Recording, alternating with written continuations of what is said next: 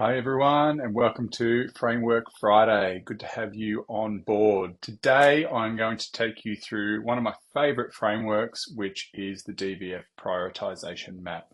So the best situation to use here is if you've got some opportunities that you don't really know which ones to pursue, some features, anything that you're basically trying to compare two different things or multiple different things together, and you really want to get a good rounded view of kind of DVF and sometimes P and strategy as well.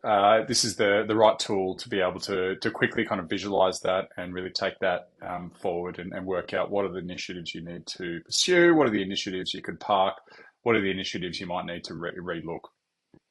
So the first thing you need to do is you need to use the framework, which as you can see here is this kind of two-dimensional graph. So on the x-axis, we have customer need, ranked 1, 2, 3. On the y-axis, we have ability to execute, ranked 1, 2, and 3. So number 1 is a low customer need. Number 1 is a low ability to execute. Number 3 is high on both of those axes. And then you also have overlaying that, you've got impact. So you can either use color or you can use size of bubble to use that. And that's essentially the viability metric. So small, medium, large, 1, 2, or 3, whatever it might be. So if you think about what those axes mean, the customer need is largely your desirability. So that could be based on the level of customer need. It could be the most popular opportunity or feature or asset or whatever it might be.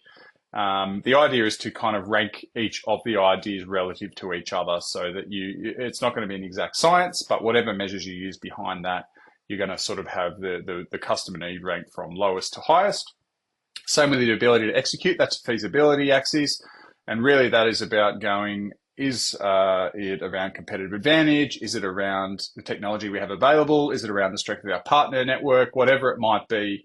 You also want to kind of force rank those or categorize those into kind of low, medium, high, or 1, 2, and 3. Same with impact. That's the viability metric. That can really come down to addressable market. It could be the size of impact on your business, the number of customers it's likely to attract, or whatever it might be. That's your kind of viability lens. So what you get is this kind of 2D matrix that then forms into this kind of 3D visual. To help you prioritize and accelerate some ideas forward. So the best way to run this is, I guess, assumed in this is that you have your ideas kind of ranked and described. And when I say ranked, I basically mean listed. And then what you would do is you would have a score for each of those. So based on the inputs that they drive those each of those categories around desirability, viability, and feasibility, whatever drives those scores, you end up with a 1, 2, or 3 for that. Very simply, then what you do is you create a bubble for each of those opportunities. So you would number them, label them in whatever way you've used. In this case, I've gone opportunities 1 through to 7. And you can see on the screen here, I've already pre-sized those based on the impact. So that's the viability measure in this case. What we're going to do now is quickly plot them on this chart, and you should be able to get a decent view of what are the kind of opportunities that we should be pursuing, what are the opportunities to kind of relook, and what are the opportunities to park for now. So number 1, we can see here has a desirability of 1. So we're going to whack that here as number 1 on customer need. Viability is already ranked, and feasibility is 3. So high ability to execute, low customer need, and a medium viability or impact. Number 2, where are you, is green on the viability because we've already marked it as a 3. Desirability, so customer need is 2, and feasibility is 1. So we're going to sit that 1 there. Number 3 is, in this case, highly desirable, low ability to execute. Number 4, where are we? Highly desirable and low feasibility. Opportunity 3, I actually was meant to put there. Excuse me. Opportunity 5, 2, 1, and 3. So that's a 2, 1, and 3. Opportunity 6 is 1, 3, and 2. 1, 3, and 2. We'll stick that there. And opportunity 7 is 1, 2, and 1. So 1 and 1, bottom left. Okay, so you can see here, you're very rarely going to see something that is a 3 on all measures. And that's okay because that's just the reality of innovation. So you can see here we've got, I guess, what you would, the outliers being number 3 and number 5, that either have the strongest, a very strong customer need or a very strong ability to execute, but what they have is a low impact. So that's when you would open up discussion and go, okay, naturally 3 versus 5, what do those two things look like? Are there, do we need to rescore those, rethink those? Are they the things we should be pursuing?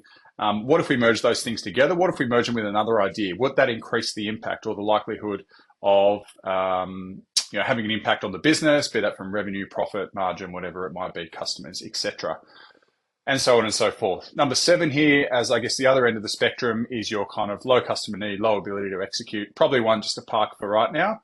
Everything else in between this is a good opportunity to kind of discuss, reassess, rethink, and go, what if we merged? What if we adjusted it? What if we retested? Whatever it might be. And then really that's when you go from there. So for me, a very good tool at all ends of the spectrum, from when you're trying to prioritize kind of big ideas and really get, if you can use this for sort of anything from 2 ideas right up to 100. That the idea is you want to get things and push things towards that top right quadrant with either a green or a large circle or bubble. The other thing that you can do over this is actually add that 4th dimension, which I have used before, which is purpose and strategy. So you can use, say, size for impact, but then you can use color for purpose and strategy. So that if you do have a number of things that are in the same box and they're the same size, that can be a differentiator. If you go strongly linked to purpose, might be green, not linked to purpose might be red, mid-link might be, or to strategy or strategic intent or whatever that might be. So there you go. There's the first of the Friday frameworks, the DVF Prioritisation Map. If you want to grab a copy of that, I do have some available that you can download for free on my website. There is a link in the post here, and I look forward to sharing more frameworks with you over time. Take